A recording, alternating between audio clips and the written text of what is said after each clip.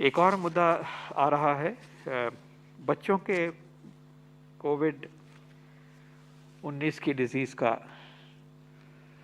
सबसे पहले ये वेल नोन इन्फॉर्मेशन है कि कोविड छोटी उम्र में जब होता है या यंग व्यक्तियों में जब होता है तो एसिम्प्टोमेटिक हो जाता है, और उम्र बढ़ती है तो सिम्टम्स भी दिखाई देते हैं। तो ये मानी हुई बात है कि यंग लोग in general R asymptomatic, infection होती है पता ही नहीं चलता है, और जितनी उम्र कम होती जाती है ज़्यादा ही एसिम्प्टोमेटिक उसका चेहरा होता है।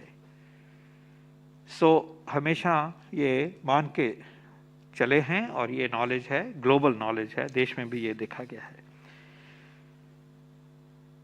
दिसंबर वाले सर्वे में ICMR का जो था उसमें ये दिखाया गया, उसमें हमने 10 साल तक सर्वे किया था, और उसमें ये दिखाया गया था कि उस टाइम पे जितना व्याप्तता एडल्ट्स में है 10 साल के बच्चों में जीरो पॉजिटिविटी लगभग उतना ही है, 22-23%, 20-22%।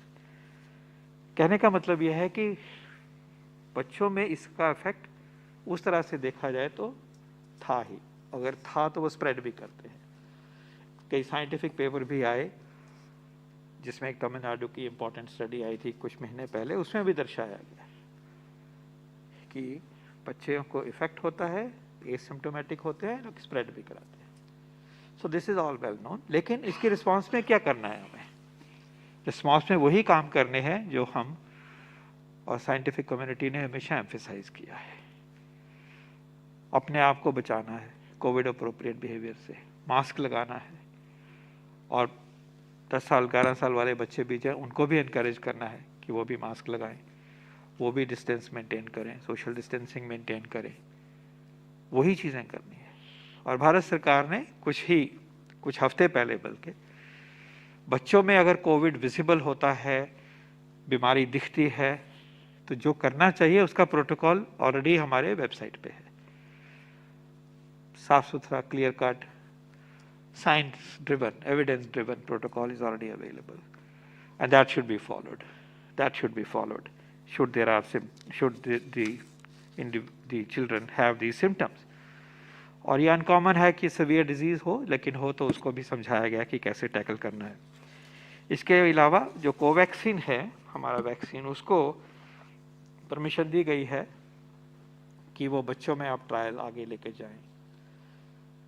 उस वैक्सीन के अभी ट्रायल जो है वो 18 से ऊपर का हुआ है, इसलिए वो रिकमेंडेशन 18 के ऊपर की है, लेकिन बच्चों में ये इस्तेमाल हो और उसमें क्या रिस्पांस है उसका भी उनको ट्रायल की परमिशन मिली है, और वो काम मुझे बताया गया है कि अगले 10-12 दिन में ये काम भी शुरू हो रहा है। तो उस तरफ भी बढ़ रहे हैं।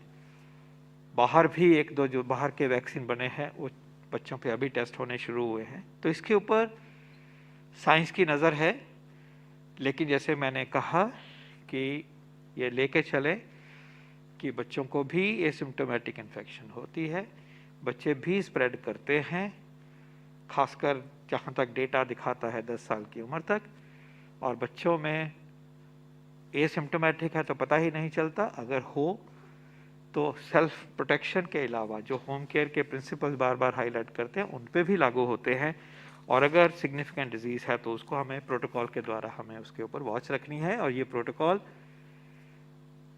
एक्सपर्ट्स ने बनाया, एक्सपर्ट्स ने इसको अपनाया, और हमें इसके बारे में तैयारी और इसकी जो ट्रीटमेंट्स हैं उसके बारे में रीजनेबल क्लैरिटी है।